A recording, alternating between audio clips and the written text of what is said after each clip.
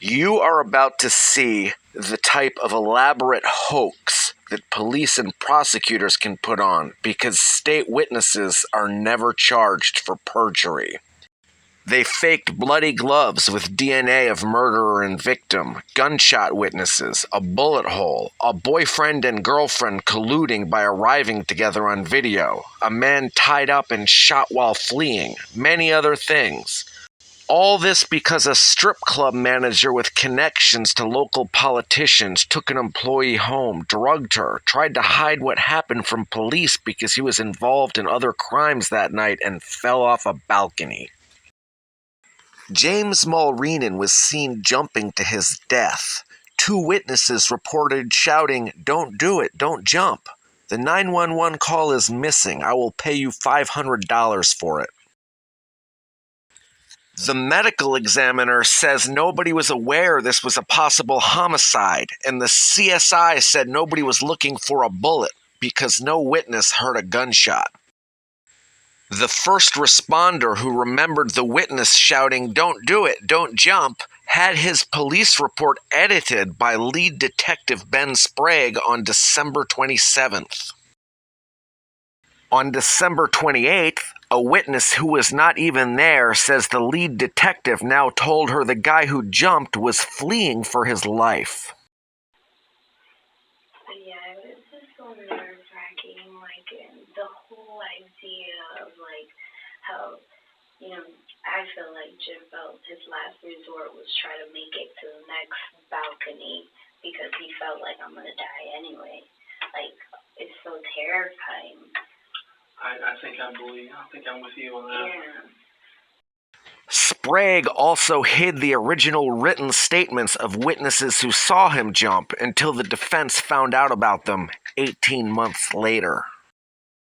The lead detective apparently changed his police report from "then a man comes out onto the balcony" to "then a hear gunshot."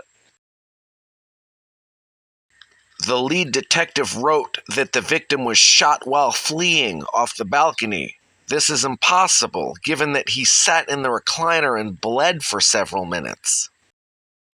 At trial, the witnesses changed their story to say they heard a gunshot as he ran straight out and jumped without stopping. No mention of suicide or saying, "Don't do it, don't jump." The medical examiner even misled the court that he died 2 days later, to hide that he spent 2 days in organ donation before anyone examined him because it was thought to be a suicide because nobody heard a gunshot. Someone tried to pack the wound and make a tourniquet to stop the bleeding. The detective said in his arrest affidavit, duct tape was used on Mulrenin.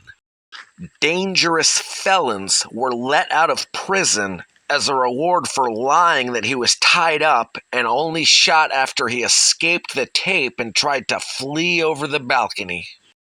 The prosecutor told the jury he was shot while fleeing, even though it's impossible based on the evidence, including that he sat in the recliner and bled.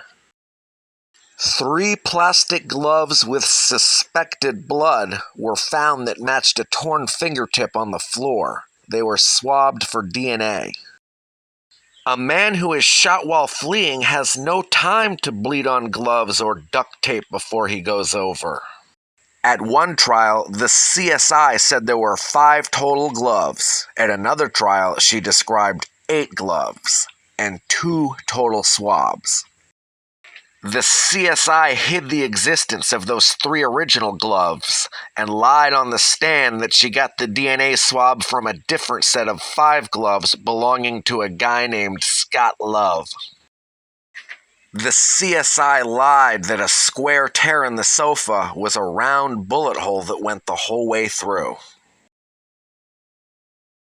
Her testimony changed because it was all mixed up and impossible based on the physical evidence.